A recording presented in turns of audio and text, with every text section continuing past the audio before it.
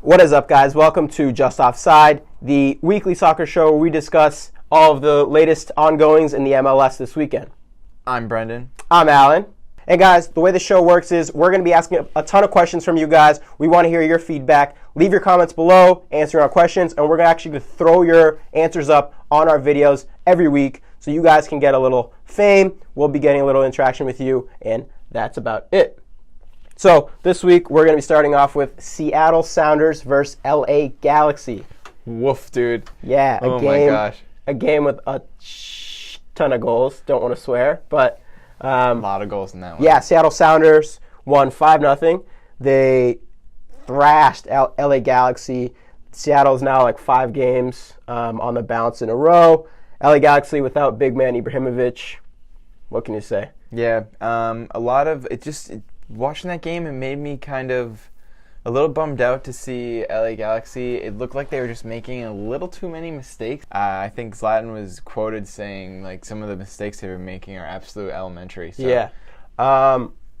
Yeah, Galaxy without Ibrahimovic, to me, he kind of covers up the cracks in their team, and he kind of takes up a lot of the shine. But without him, they've shown that they're pretty trash. Yeah, at least, not to be controversial, but little offsides there. Yeah, I can definitely see Seattle kind of catching up to them. I think right now Seattle's like 1 or 2 places behind Galaxy. Yeah, if they keep this up. Yeah, it'd be cool. So, last week we saw Seattle Sounders beat FC Dallas. We asked if this was going to be the launch pad for the rest of their season. Wanted to ask you again, now that they've beat the Galaxy 5-0, what do you think about Seattle's season, and do we think that this is going to help them overcome Galaxy, take their position, and get a playoff spot? All right, so 5-game winning streak right now. Good game last week. Better game this week. Ride the wave. Let's send it. They're going to overcome the Galaxy. Yeah. Easy. Take their spot? Yep. Yeah, I think so too. I think with the Galaxy kind of, in the last few weeks, haven't been amazing. I think that Seattle Sounders, this 5-game win streak is just too big. The wave is way too big, and they're gonna take their spot. That wave's cresting. Wow. I think that, especially coming into this next weekend, they actually play in Portland against their rivals. This is a big wave. I think it's going to take them to actually beat Portland, but you never know in a rivalry game. But if they do end up beating Portland, I think that'll be the way that they cement their season and kind of keep going on to solidify a playoff spot. With that being said, we're going to move on to discuss 2 games that were pretty straightforward, but I think had some more underlying issues that I want to discuss with you. First game being FC Dallas versus Minnesota United. FC Dallas, top of the Western Conference, actually ended up winning 2-0 after that loss last week to the Seattle Sounders. What did you think about that game? I think the Minnesota keeper played a fantastic game. Did you? He kept him alive for a while. Yeah. I think overall, pretty good game for FC Dallas. They kind of needed to get that back. They needed a bounce-back win, prove that they're still kind of top dogs, and go on from there. But second game that I want to discuss, another game out of Texas, Houston Dynamo versus Real Salt Lake.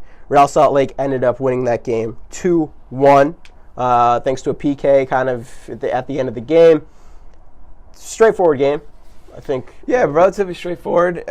In terms of the play, I found it to be exciting gameplay. Yeah. Real Salt Lake kept it coming, though. Yeah, they were definitely knocking at the door the whole game, I think, and it was kind of good back and forth play for sure. But one thing I noticed for both of these games is just how dead the fans were. And I wanted to get your opinion on that. So I wanted to ask you, why do you think that these fans aren't showing up to games, especially for FC Dallas, who's top of the table? You would think that they would have a ton of people showing up, especially in a city like Dallas. You would expect that a team that's doing so well, top of the table, to have at least better attendance rating than they have. But I did notice that in their game, it looked kind of empty. Yeah. And it was just kind of a bummer to see. It just seems like it was like ghost town, man. It's so many empty seats. I think FC Dallas has actually been down in attendance along with Houston Dynamo. Maybe it's just soccer isn't down in Texas right now. Yeah, which is weird. Texas I think isn't Texas down for is soccer. big. They're a big football state, but not a big soccer state. Yeah, maybe because football season's about to come up. People don't want to be spending their energy going to some stupid soccer game. Yeah. I will say, I think that if in the next 5 to 10 years FC Dallas and Houston can't muster up some more fans, I find it hard for these two teams to kind of be kept around in the league. It's just way too hard to sustain a club when people aren't buying tickets, aren't showing up to the games. Let us know what you think, guys. I honestly don't want to see teams get dissolved in the MLS, but there's just no one showing up. So let us know if you think I'm a little offside with my comment. And yeah, we're going to be moving on to a team that actually does not have any trouble getting fans showing up to their stadium. Atlanta United versus Columbus Crew. Atlanta United win 3-1, but probably the biggest talking point of this game, Josef Martinez. Number 27 for the year. That's tying him for MLS all-time. That's big. I mean, he's definitely going to break the record. You and I are not the only two people that expected that to happen. It's just a matter of how many goals is the guy going to score. I think there are 9 games left in the season. What's your prediction for goals scored for him? 9 games left. He's at 27 now. I'm saying 32 minimum. 32? Minimum. That's decent. I'm saying I think he probably breaks that 35 goal mark this season. I think he has a couple games there where he'll bag a brace. And with him, you never know. Hat tricks. He's a hat trick specialist. True. He's shown that throughout his career. So I think he'll bag that 35-goal season, which I think will be very hard for a striker to overcome in the foreseeable future. That Atlanta United offensive line, man, is just dangerous. It really is. Guys are just all angles attacking. Weirdly enough, I follow Millie Bobby Brown on Instagram, and she, Millie Bobby Brown from Stranger Things, she was at the Atlanta United game, which I thought was pretty cool. She was kind of repping Atlanta United. We got that big-time Netflix star. Yeah, big-time Netflix star out at Atlanta United. Regardless, still kind of cool. You're good when Netflix quality stars, top trending Netflix quality stars come to your home game. Yeah, it was cool because she actually was posting videos of one of the cast members of Stranger Things waving one of the Atlanta United flags, which is pretty dope. Dang. But back to the soccer real quick. Zardes, he actually tied it up for Columbus Crew. He had a dope shot outside the box, but at the end of the day, Crew didn't have what it took to overcome Atlanta United. I don't really see anyone stopping Atlanta United. What they have a guy up top who's way too special right now, an attacking line that is, super productive. I think it'll be hard pressed to find a team out there that can really shut them down for a full 90 minutes. Yeah, especially when your main guy up top is having the season he's having. Yeah. You can't really stop that. Yeah. Let us know what you guys think. Do you think Atlanta United is unstoppable like we think, or are we a little offside with that? Moving on, we're going to be covering San Jose versus Toronto FC. A somewhat surprising scoreline, 1-1. San Jose, who's we've been talking about not having the best season after they did beat FC Dallas a couple weeks ago, and we asked if that was going to be kind of a starting point for them. They pull out a tie here versus Toronto FC, a team who I think we all expected would beat San Jose. Give us your thoughts, B. Both goals scored were absolute hustle goals. Yeah. They were both the guys making those runs, and you just saw, at least from San Jose's perspective, I have to say, they were really putting in an effort. Yeah. They were not giving up. Yeah. And Wondolowski came in the second half, and dude, talk about keeper mess-ups. Yeah. That Wondolowski goal shoots it at Toronto FC's keeper. He parries it in front of him, man. He gives him the ball. He's like, here's the ball. You're welcome. And Wondolowski, obviously poacher that he is, takes advantage of it and puts it away. I wanted to ask you, do you think Wondolowski is underrated in the MLS for his goal-scoring abilities? We don't often hear too much about him. No, that's true. What I mean? I feel like even when he was in his prime, still wasn't kind of getting the shine that I think he deserved. A guy who knows how to finish, knows how to bag the goals. He's 4 goals off of the MLS all-time leading goal scorer record, currently held by the man, Landon Donovan. Do we think Wondolowski catches up to that? Do you think he got a couple seasons left in him, or do you not see him getting those 4 goals he needs to tie and then 5 to overcome Landon Donovan? If I was 4 goals behind the leading all-time score record, I would 100% stay in it until I scored 4 goals. Yeah, I'd play till I was 60. I don't care what's happening. I'm getting a shift in, and I'm doing everything I can. Yeah, like Mr. 3000 there. I'm showing up. So you think if Wondolowski does break that record, it'll cement him as one of the MLS's greatest all-time strikers? Obviously, that statistically it would, but I feel like he's often overlooked. You think that'll solidify his career in the MLS and kind of give him the shine he deserves? So me as an average dude speaking, Yeah. Wondolowski's name has never really been in my vocabulary. Yeah. I will say. Not on your radar. Landon Donovan, on the other hand, Yeah. I know who he is. Yeah. Will it maybe change the perspective of my thoughts if Yeah. he goes to that number one? Maybe a little bit. If he goes down as the number one, people will maybe respect him a little bit more, but not like Landon Donovan was. Yeah, he. I don't think he'll ever be Landon Donovan caliber star, especially since his career is kind of dwindling now towards the later years of his life, or not his life, towards the later years of his MLS career. I think it'll be great to see him kind of break that record, because it's always cool to see people break new records and set new standards, but I think he won't totally get the respect that he rightfully deserves. 100%. Next game, Sporting KC versus the Portland Timbers. Two big names in the MLS. Sporting KC come out 3-0. Diego Rubio scored 2 goals. Good game, like just attacking football being played all around. Good game for Sporting KC. Crazy atmosphere. Yeah. Absolute crazy. Yeah, I think it's the Sporting KC is often overlooked for kind of having that bouncy feel in their stadium. All right, so I learned post-match that there was a 9-year-old fan in the stands at the Sporting KC game who had a sign up the whole time saying, "I'm turning 9 years old. Johnny Russell, I want your jersey." And what does the dude do? Comes through after the game, gives the girl the jersey. She's having an absolute fit, like crying, shaking. Yeah. Have you ever experienced anything like that? Nah, man. That's like kind of a dream situation for any fan, right? Like, you want your favorite players to recognize you when you're at the stadium.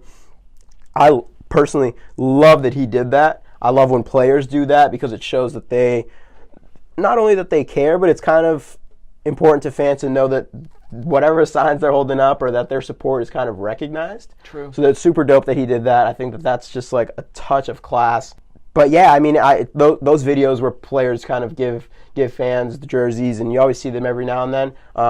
Some of my favorite soccer moments, because it's just whenever you see the fans' reaction, it shows how much it really means to them. And especially a little girl like that, like, she's gonna love Sporting KC, and she's gonna love the sport of soccer for the rest of her life. Like, you could see it in her face. Oh yeah, without a doubt. But okay, moving on. Montreal Impact, Chicago Fire.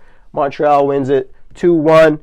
Bastian Schweinsteiger showing his old age. Yeah, just a little. A bad PK in the box. Not great. This game was decent. A kind of really dope volley put Montreal up 2-1. That sealed the game for them. But I want to say, man, like, Montreal's jerseys for me, I was watching that game and it's just like, ugh, so hideous. I'm not a big fan of the black, like the navy blue and black combo. Just atrocious. I don't know if other people agree with me on that, but I just think their jerseys are some of the worst in the MLS. All right, that was from left field. I didn't see that coming, but I don't think they're the worst jerseys. Yeah, just not great, man. Also, you know what? Chicago Fire, too. This might have been one of the ugliest games jersey-wise for me in the MLS. I don't like Chicago Fire's jersey either. I don't like their crest. I hate their crest. Crest is ugly. And I hate Montreal's crest, too. You know what? 2 thumbs down for both of these teams' crests. Just poor. I didn't like it, man. It was just ugly. You are feeling it today, man. It was just not great. But back to the football. That's the whole topic of this show. Right Tala, who we talked about who I thought had goal of the week last week, ended up winning it. So I don't want to say that I had some influence on that, but so hats off to you. Yeah, hats off to me for picking it. Next game, LAFC versus Colorado. LAFC 2-0. Needed win. Also, I don't know if you saw the goal. Lee Win had a dope turn in the box. Kind of catches it. Right foot spins, quickly kicks it. Left foot. Left side of the keeper, had no chance. Dope shot. And then Diego Rossi scores the second goal for LAFC. They got a much deserved win. Played some nice football. It was definitely nice to see. Definitely a good result for LAFC. Yeah. As they're coming in to play dun dun dun LA Galaxy and Zlatan Ibrahimovic. Do you think they're going to beat LA Galaxy next week? Man, I think so. I think overall their team is better than Galaxy's. I think if it depends on how Zlatan plays. I mean, we saw it too. In their first encounter, it was kind of all LAFC until Ibrahimovic kind of turned on the boosters and got them the result that they got. So I think overall, if they can kind of shut down Zlatan, which is a hard task to do, they will get the win that they deserve. But if Ibrahimovic is on one, he's gonna do what he does, and he's gonna make LA Galaxy fight for that game. Yeah, I think LAFC gets this one. What do you think? I personally think that Zlatan has planned this out for the LA Galaxy to lose this week. He's going to play next week. He's going to be on one, and he's going to be front page. He's going to buy another front page article and say, look what I can do for you. It does fit his kind of personality to kind of the comeback story for LA Galaxy after a bad week. He comes on, scores a hat trick, has a day, and that would be pretty Ibrahimovic of him to do. I think for the city of LA too, it'd be cool. Get that atmosphere up in LA, build that rivalry even more. It being their third encounter, it'll be really cool to see that atmosphere and build up that kind of rivalry tension in the city of Los Angeles. LA Galaxy has the upper hand after winning that first game 4-3, and then tying the second game 2-2.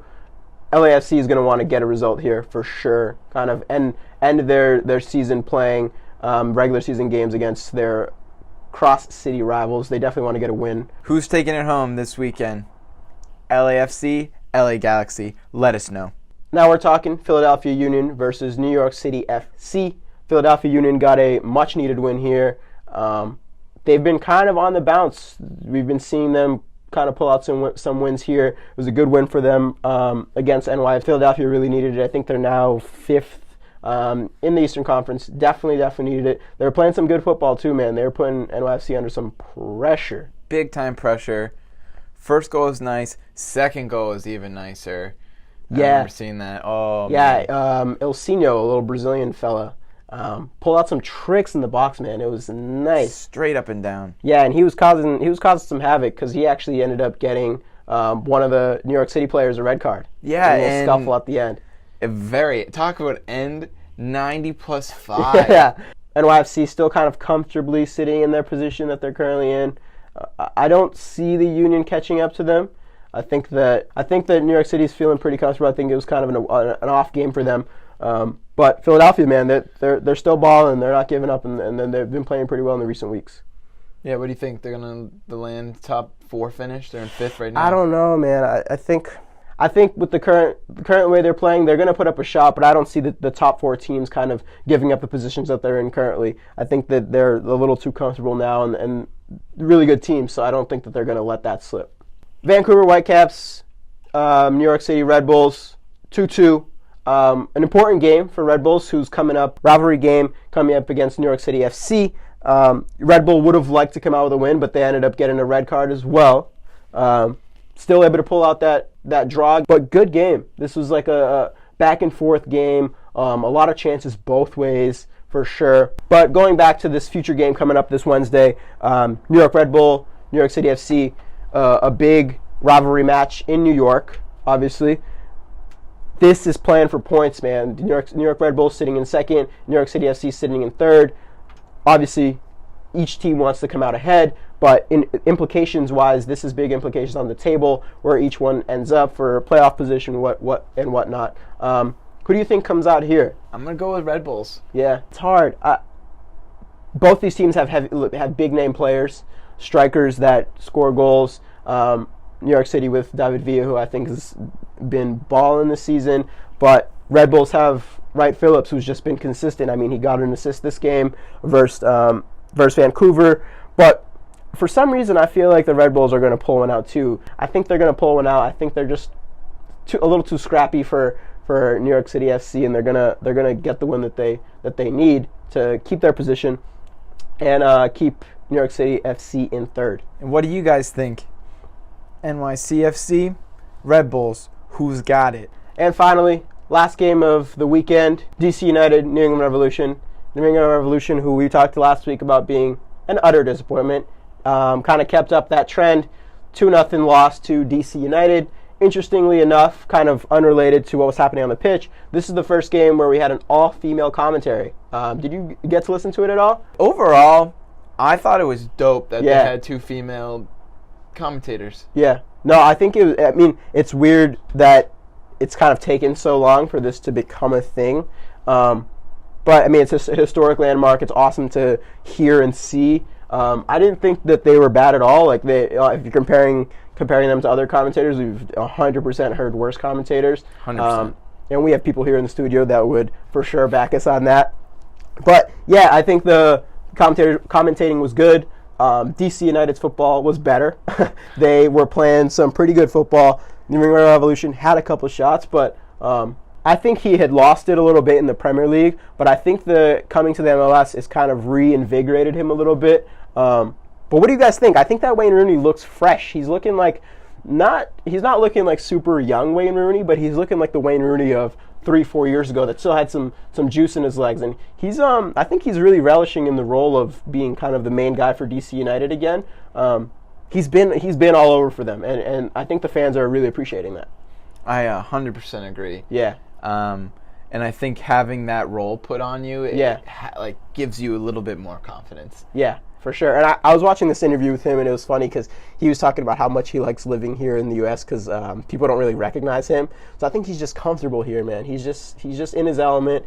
We're seeing him kind of try these outlandish goals that he's kind of used to doing that we had lost a little bit of, but he's out there balling, doing this thing. And midweek, he actually even ended up getting a free kick goal that I don't know if you saw, but banger, top right corner. So he's been doing well. So DC United played 3 games in the week, got 3 wins, 9 big points. They have 2 games in hand. They're sitting in 8th place on the table, but they haven't played as many games as the rest of the league. Big results for them. I think that this game versus New England, a team that's ahead of them on the standings, was huge for them in terms of point total, but also just in terms of morale. Where do you see them kind of ending up in the table? They're 8th now.